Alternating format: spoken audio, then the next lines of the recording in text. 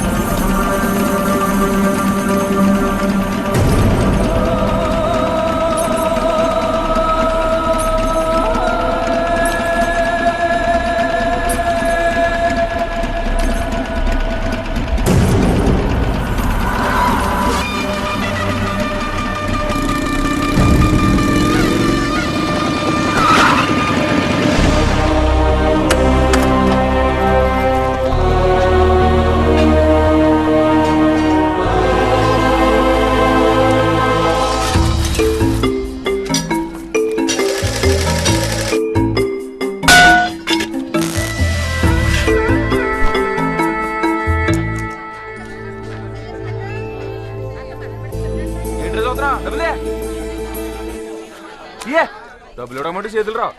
ఇగోండి అమ్మాయి అంటిపల్లి సుబ్బారావు గారు. ఎరా తాతరావా నీ సంగతి ఏంటి? వచ్చే నెల కల్పించేస్తానమ్మా. ఏంటి నువ్వు చెప్పేది? రాయుడు గారు అంత పెద్ద మహల్ వదిలేసి ఈ ఇంట్లో ఎందుకుంటున్నారా? అది డబ్బుల కోసమే కదా. తీసే మిషన్ కిషన్ తీసి మొత్తం ఖాళీ చేసాను. నువ్వు ఉండహే, మీరు నాన్నగారిని పిలవండమ్మా, నేను చెప్పుకుంటాను.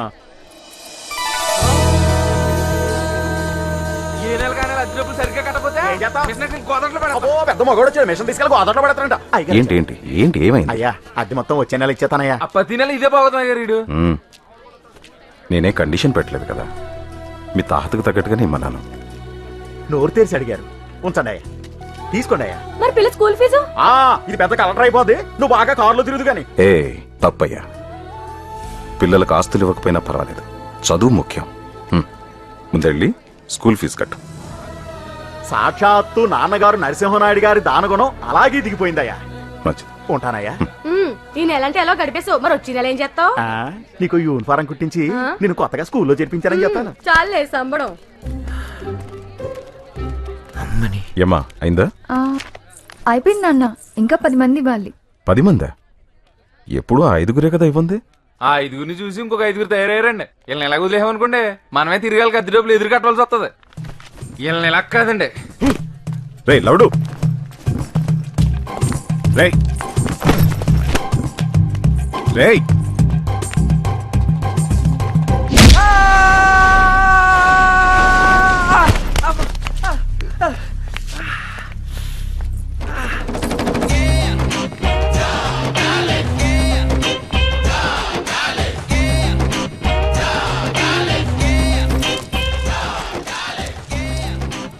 ఏంటి కొత్తగా ఏదో రెంట్ అంటున్నావుట?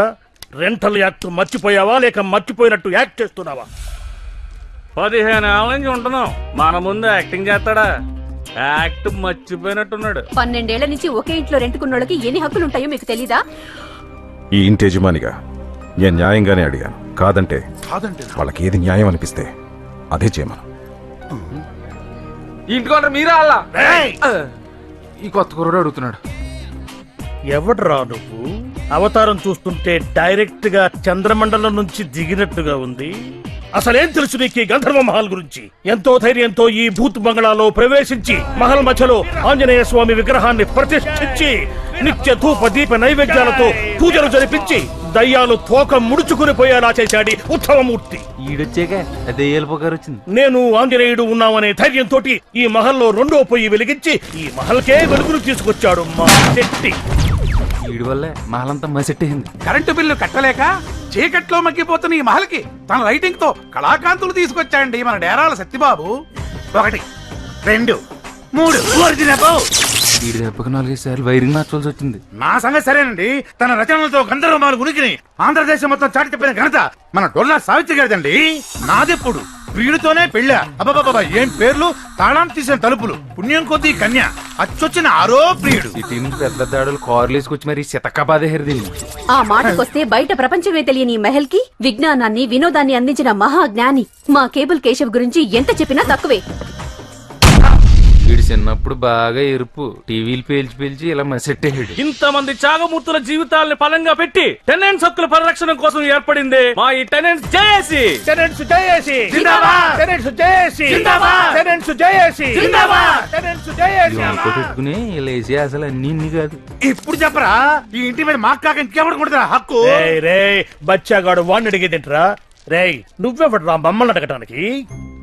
రేయ్ నిన్నేరా అడిగేది? దయచేసి నా ఫ్లాష్ బ్యాక్ అడగండి. నీ ఫ్లాష్ బ్యాక్ మాకెందుకురా? ఎవరు నువ్వని అడుగుతున్నాను. నేనెవరో చెప్పాలంటే నా ఫ్లాష్ బ్యాక్ చెప్పాలి కదండి. అయితే నీ ఫ్లాష్ బ్యాకే చెప్పు. బా దయచేసి నా ఫ్లాష్ బ్యాక్ అడగండి. రేయ్, రేయ్, రేయ్. చూసారా నేను నా ఫ్లాష్ బ్యాక్ చెప్పకముందే మీకు ఎంత టెన్షన్ వచ్చేస్తుందో అందుకే చెప్పినాను. రేయ్ నువ్వు మళ్ళీ అదే చెప్తున్నావు. మీరు మళ్ళీ అదే అడుగుతున్నారు. It's all right. సరే కరెక్ట్ గా చెప్పు, నీకేం కావాలి? అదికి ఓ రూమ్ కావాలి సార్. రేయ్ నేను ఇక్కడ అడుగుతుంటే నువ్వు అక్కడ సమాధానం చెప్తున్నావేంట్రా? అర్థమేటర్ ఇంటోనరే కదా అడగాలి. రేయ్ జేఏసీ పర్మిషన్ లేకుండా ఒక్కడు కూడా ఈ ఇంట్లో అడుగు పెట్టలేడు. ఆ? ఈ అడ్వాన్స్ ఉంచండి. పైన బ్యాచులర్స్ రూమ్ ఉంది, అక్కడ ఉంటాం. ఫర్ అవర్ కైండ్ ఇన్ఫర్మేషన్, వాడెవడో ఇప్పటికీ చెప్పనే లేదు. వాడి ఎంట్రీనే ఇంత ఇరిటేటింగ్ గా ఉంటే వాడి ఇంట్లో ఉంటే మన కమిటీ ఉనికికే ప్రమాదం. రేయ్ వాడు మన దెబ్బకు ప్రాణాలు అరచేతుల్లో పెట్టుకొని పారిపోవాలి. చెప్పరా ఎవరు నువ్వు? అసలు ఎక్కడికి ఎందుకు వచ్చావు? అదేంటండి పద్మవ్యూహంలో అభిమన్యుని రౌండ్ వేసినట్టు నన్ను కొడతారా? అభిమన్యుని కొట్టలేదురా, చంపేశారు. మర్డరా? మడ్రే శవం కూడా కనిపించదు రోయ్. అయ్యో మర్డరు శవాలు అంటున్నారు, నాకు భయం వేస్తుంది సార్. రాయుడితో రూల్స్ మాట్లాడినప్పుడు ఏమైందిరా ఈ భయం? అంటే మీ విశ్వరూపం ఇప్పుడే కదండి చూస్తున్నాను. ఇది ట్రైలరేరా, అసలు బొమ్మ ముందుంది. అబ్బో నా ఓపిక పోయిందిరో. ఇప్పుడు ఇటు చెప్పకపోతే నా చేతిలో చచ్చాడే. అయ్యో కోప్పడకండి, దయచేసి నా ఫ్లాష్ బ్యాక్ ఎవరికి చెప్పొద్దని రిక్వెస్ట్. ముందు చెప్పిచావు, తర్వాత చెప్పాలో చావాలో ఆలోచిద్దాం. ఈ ప్రపంచంలో పంచభూతాలు 5, ఇది చాలా కొత్త విషయం. పంచపాండవులు 5. అబ్బో చెప్పరా వీడు చెప్పరా. నా లక్కీ నంబర్ కూడా 5. లక్కీగా మీరు 5. అసలు మ్యాటర్ రారా? చాలా తొందరపడుతున్నట్టున్నావు. నీ నంబర్ 1. వన్నా ఎవడే నెంబర్ 1? ఎవడు నెంబర్ 1? అయినా నాకు నెంబర్ 1 ఇస్తే నీకేం చెప్పి? ఇవ్వడానికి వాడేవాడు, తీసుకోవడానికి నువ్వెవడయ్యా? మూర్తి గారు మీరే నెంబర్ 1, ఈ నెంబర్ 2, ఈ నెంబర్ 3, ఈవెన్ నెంబర్ 4, నేను నెంబర్ 5. నువ్వు చెప్పవా? Lucky fellow. Thank you. ఎవరి నంబర్లు వారు బాగా గుర్తుపెట్టుకోండి. ఇప్పుడు మనం ఫ్లాష్ బ్యాక్ లోకి వెళ్తున్నాం.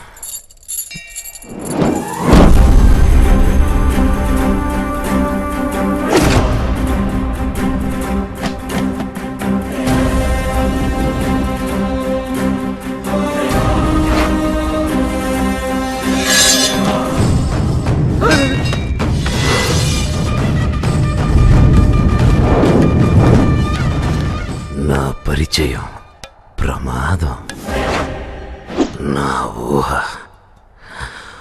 ఉన్మాదం, నా కోరిక క్రూరం, నేనంటేనే మరణం మరణం మరణం.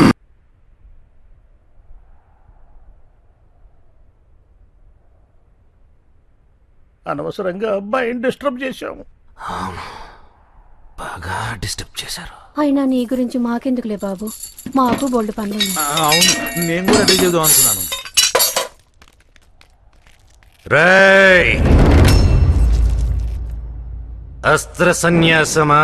నా మొహం, అస్త్రాలు వెపన్స్ అని అంతంత పెద్ద మాటలు ఎందుకులే బాబు, అవి మా పనిముట్సు. మరే నువ్వు పిలిచావని ఉన్న పళ్ళంగా వచ్చేసావు అంతే. నువ్వు రెస్ట్ తీసుకో బాబు. ఆట మొదలుపెట్టి రెస్ట్ అంటే ఎలారా? ఆట ఏ ఆట? కపాల క్రీడ. The number game.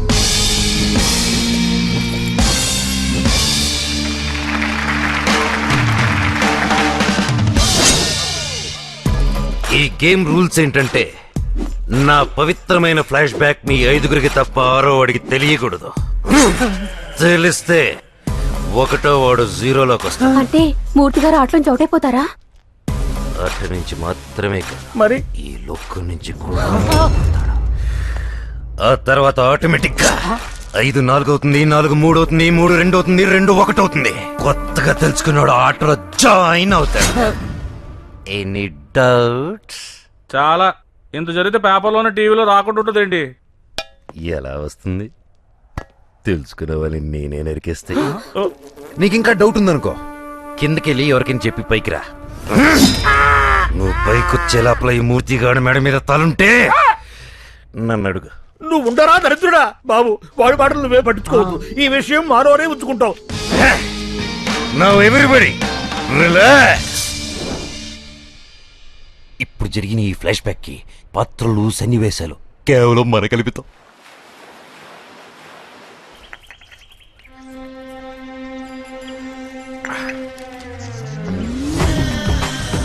పొడి ఇందులో కొట్టు. మెల్లో బిల్లేసుకొని మరీ ఒళ్ళని చెప్తున్నారు. ఏంటి వింత? నీ పెడాకుడు, నీ పన్ను చూసుకోరా దరిద్రుడా. ప్రతి వాడు దూరేయటమే. ఉత్సవా నేను నీ పిల్లనే ఉన్నాను బాబు. ఈ నెంబర్ చూసి ప్రతివాడు వెధవారాలు తీసేవాడే. సేఫ్టీ కోసం ఈ నెంబర్ లోపల వేసుకోమంటావు బాబు. ఈ ఆఫర్ ఎలా ఉందో చూడు. అసలు తలగేయలేదనుకో, మెడలేసుకో అక్కర్లేదు కదా. ఒక్కసారి ఆలోచించు. నీకెందులో మేము ఎలా చేస్తే కుమ్మారెడ్డి చూడు. డేరాలు అది కాదు బాబు, వీడు చేసే ఒక్కదానికి ముక్కు మొహం సక్రమంగా ఉండదు. పెద్ద శిల్పిలాగా పోతు వీడును పంపించిన ప్రతి బొమ్మ వెనక్కి వచ్చేదే. అదిగో ఇంకో బొమ్మ వచ్చేస్తుంది.